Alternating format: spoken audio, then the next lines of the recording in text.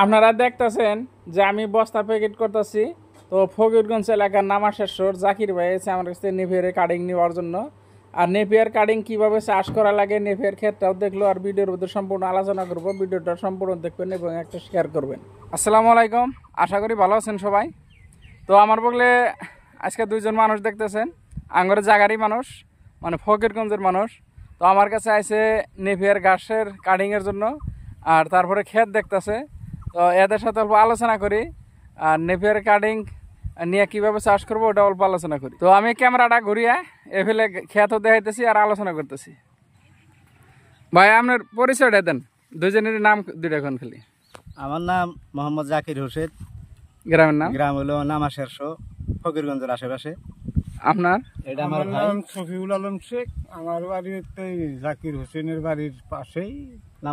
আপনি এক লগে আইছেন দুজনের? হ্যাঁ, দুজন এক লগে আইছি। জায়গা আমার যে এই নেপিয়ার ক্ষেত কিভাবে দেখছেন আপনারা? আমরা আপনার ভিডিওগুলা সবসময় দেখি। হ্যাঁ, আপনার ভিডিওগুলা ভালো লাগে। ভিডিও করেন ওগুলা দেখি দেখে আপনার ওই স্ক্রিনে আপনার নাম্বারটা দিয়ে আমি ফোন করছিলাম। ওই ফোনে যোগাযোগ করে আপনার লগে লক করলাম আর কি। তাহলে আজকে আপনি কতটি কাটিং নেবেন আমার কাছ থেকে অর্ডার করেছিলেন? কাটিং মোটামুটি ধরেন 2000-এর মতো নিব আজকে। হ্যাঁ, তো কাটিংগুলা কি সিস্টেম এই গাছগুলা করা লাগে ওই হিসাবে আমাদের ওইরকম নলেজ নাই। তা আপনি আমাকে ভালো করে বুঝিয়ে দিবেন। বর্ষা টসলা আসলে হয়তো গাছগুলা থাকে কি থাকে না, বা কি সিস্টেম এই গাছগুলো আবাদ করা লাগে এই সম্পর্কে আমাকে বিস্তারিত জানাবেন আর। আমরা এই যে যেটা খেতে খারিয়ে রয়েছি আর কি না, এই ক্ষেতটায় 2বার পানি হয়েছিল এবার। তারপরে ওই যে দেখেন ভালো করে দিশাবাগাত আছে যে ঘাস কিছু আছে আর কি, কিন্তু কিছু মারা গেছে আর কি। ওই যে ওই সাইডে ভালোই মরছে, মানে ওইটা একবারে 2বারই তলে গেছে। তার মানে এটার একটা কাহিনী হলো কি জানেন, যখন এই যে ছোট পোয়া থাকে আর কি, তখন যদি পানি উঠে আর কি, বা পানির তলে যদি যায় তখন মরবো। আর এই যে পিছনে যেটা দেখতেছেন বড়টা, এটা যদি পানি উঠে মোটামুটি 15-20 দিন 1 মাস থাকলেও কিছু হবে না, কারণ ওই পানির মধ্যে আরো নতুন করে শিবা নিব আর গাছটা উড়লে উঠবো আর কি। তো আর যেটা আমি যেটা বলছি দেখেন, এটা ফুল এই ফিলে 1 লাইনে থেকে 1 লাইন 2 হাত দূর আছে, আর এক ফিলে আছে 1.5 হাত আর কি। তো অত দূর না দিলেও চলবো, ডাইরেক্ট 2 ফুট বাই 2 ফুট করে দিয়ে গেড়ে যাবেন আর কি। আর এই লাইন করে গাড়ার একটা কারণ আছে, লাইন করে গেলে আপনার এই যে ক্ষেতটা ছাবা করে আরাম পাবেন। এই যে আমার যে না ঘাস কিনে দেখতেছেন, এটা ছাবা করার দরকার। তারপরেও কইছি যে কিছু সার দিয়ে 2-3 দিন পরে ঘাসটি কেটে দেবো।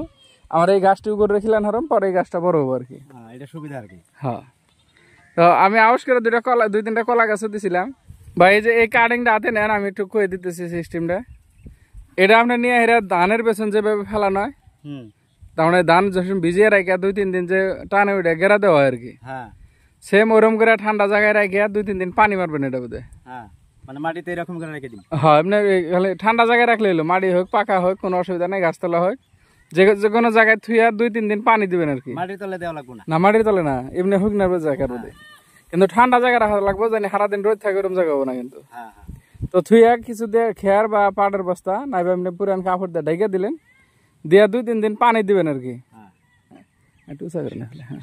তো 2-3 দিন পানি দেওয়ার পরে এই যে গিটে থেকে শিবা বেরোবো আর পোয়া বেরোবো। তখন পোয়া বেরোনো পরে যদি আপনি কেদা করে গাড়েন, মানে শিবা কিনে যেটা বেরোবো, কেদা করে গেলে খুব তাড়াতাড়ি গাড়া হয় আর কি। মানে খালি কেদার মধ্যে বহাইলেই হয়ে যায়। আর শিবাটাও কেদা থাকলে কি মাটিটা খুব আকর্ষণ করে তাড়াতাড়ি ধরে নিয়ে হারে।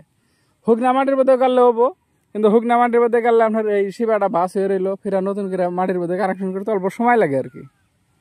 তো তারপরেও আপনার ইচ্ছা যে কোনো প্রকারে গাড়া হবেন, কোনো অসুবিধা নাই। আমি যদি এমনি খোড়া দিয়া কিকুরা যদি মানে কিকুরা গাড়ি ওরকম হবো না, খোড়া দিয়ে গাড়লে ওইলেও মানে কি এই শিবাটা কালেকশন হতে বহুত সময় লাগবে আর কি মাটির হাতে। আর যখন পোয়া বেরোবো, মাটি ডাগলা করে দিলে মানে তাড়াতাড়ি হয়। আর এটার মধ্যে কিন্তু পোয়াও বেরোবো।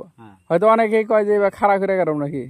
ওদিন একজনে ভিডিও দিছে আমার, একবার প্রায় 1000-এর মতন ডাইরেক্ট খাড়া করে গেছে। আমি বললাম যে ভাই ওটা তো ঠিকও নাই, এটা গাড়ার সময় মেল এলো কি এই জন্য যে পোয়া নিব, এই পোয়াটা উপরে রাইগা এই মাথাটা আপনি কিছু উপরে রাখারেন বা ডাইরেক্ট হুইয়া দিলে হবো, কিন্তু অল্প এরকম অ্যাঙ্গেল সিস্টেম দিলে, মানে অল্প কোনিচা করে দিলে সবচেয়ে ভালো হয় আর কি। তো আর গাড়ার সিস্টেমটা তো লাইন 2 ফুট বাই 2 ফুট কাটবেন। ঠিক আছে, আপনি বুঝিয়ে দেওয়ার জন্য আপনার জন্য ধন্যবাদ। চলেন আবার সাকসেস হতে পারি, আপনি আমাদের জন্য একটু আশীর্বাদ।